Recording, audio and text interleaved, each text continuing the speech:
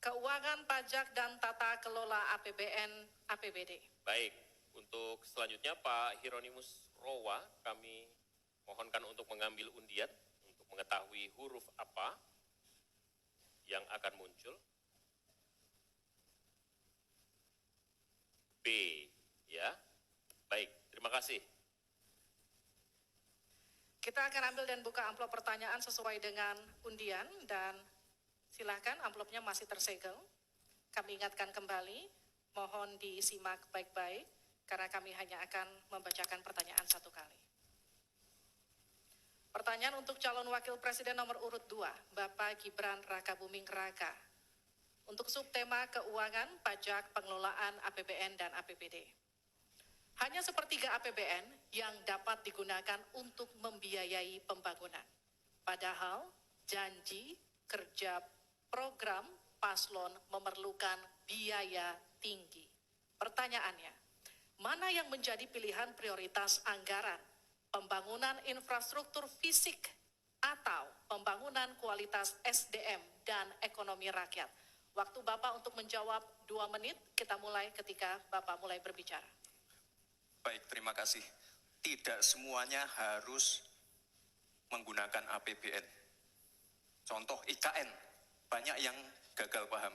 Tidak 100% pembangunan IKN itu menggunakan APBN. Yang digunakan hanya 20%. Sisanya adalah investasi dari swasta dan investasi dari luar negeri. Ini yang banyak yang gagal paham. Lalu kita mengacu ke pertanyaan, infrastruktur fisik atau SDM, dua-duanya penting. Dan dua-duanya harus dijalankan secara paralel. Karena sekali lagi, untuk menuju Indonesia emas dibutuhkan generasi emas. Kita butuh future talents yang menguasai future skills. Untuk itu, di tingkat SMK misalnya, kita perlu alat-alat yang ada di SMK itu bisa memenuhi kebutuhan zaman, kebutuhan industri. Sehingga ketika anak SMK lulus, mereka benar-benar bisa siap kerja, siap menerima tantangan kerja. Lalu, untuk fisik, tidak selalu harus dari APBN, sekali lagi. Bisa kolaborasi, misalnya dengan swasta, dengan CSR. Jadi tidak semuanya harus dibebani oleh APBN. Lalu, apa PR kita ke depan? PR kita ke depan harus bisa menambah penerimaan negara. Untuk itu, kami dari Paslon 2 akan membentuk lembaga badan penerimaan negara yang dikomandoi langsung oleh Presiden. Sehingga nanti ketika berkoordinasi dengan kementerian-kementerian, ini bisa lebih luas. Dan sekali lagi kita ingin menaikkan rasio pajak, sehingga penerimaan negara nanti bisa kita gunakan untuk pendidikan, untuk kesehatan, dan lain-lain. Terima kasih. Mohon tenang, masih ada waktu. Terima kasih. Saatnya menanggapi Pak Mahfud. Waktu Anda 1 menit dimulai dari Anda menyampaikannya. Mas Gibran, saya sangat tertarik tentang IKN dan itu bagus. Harus kita laksanakan sebagai warisan dari Pak Jokowi. Tapi tadi saya tergelitik anggaran untuk IKN itu hanya 20% dari APBN dan sisanya dari investor. Sejauh yang kita baca, sampai sekarang belum ada satupun investor yang masuk ke sana. Coba kalau ada sebutkan, kalau ada sebutkan misalnya 2 atau 1 gitu, investor mana yang sudah masuk ke sana. Yang saya dengar justru ada ratusan ribu hektar tanah sudah dikuasai oleh pengusaha-pengusaha tertentu sekarang ini. Nah, saya setuju ke depannya itu agar mengundang investor. IKN harus diteruskan, tetapi pendanaannya harus sesuai dengan tujuan semula, bahwa itu sebenarnya mengundang investor. Tapi sekarang ini yang sudah jadi itu semuanya dari APBN.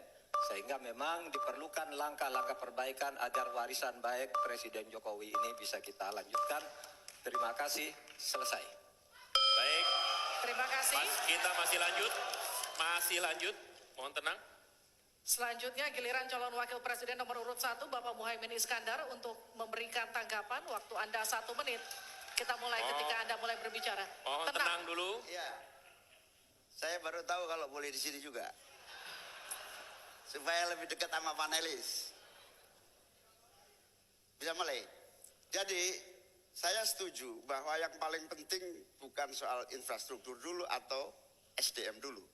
Yang paling penting dari ini adalah kemampuan membaca skala prioritas. Seluruh proyek-proyek besar yang ambisius, ini IKN sebagai salah satu contoh saja, itu kalau hanya mengandalkan APBN hampir 500 triliun. Padahal 1% saja dari 400 sekian triliun itu untuk bangun jalan seluruh Kalimantan beres, membangun seluruh kota-kota di Kalimantan beres. Dan yang paling penting infrastruktur yang untuk SDM 3% aja dari seluruh anggaran IKN itu bisa membangun sekolah dengan baik di seluruh Kalimantan. Itu contoh kemampuan mengambil skala prioritas. Oleh karena itu skala prioritas sangat penting. Mohon tenang. Sekarang kita berikan kesempatan kepada Pak Gibran untuk menanggapi atas tanggapan yang sudah disampaikan. Silakan. Baik, saya izin menanggapi Gus Muhaimin dulu. Saya ingat sekali Gus Muhaimin dulu sempat ikut meresmikan dan potong tumpeng di IKN. Ini gimana? Ini nggak konsisten. Dulu dukung, sekarang nggak dukung karena menjadi wakilnya Pak Anies yang mengusung tema perubahan. Sekali lagi Gus, mohon maaf, IKN ini bukan hanya membangun bangunan pemerintah, tapi juga sebagai simbol pemerataan pembangunan di Indonesia, sebagai simbol transformasi pembangunan di Indonesia.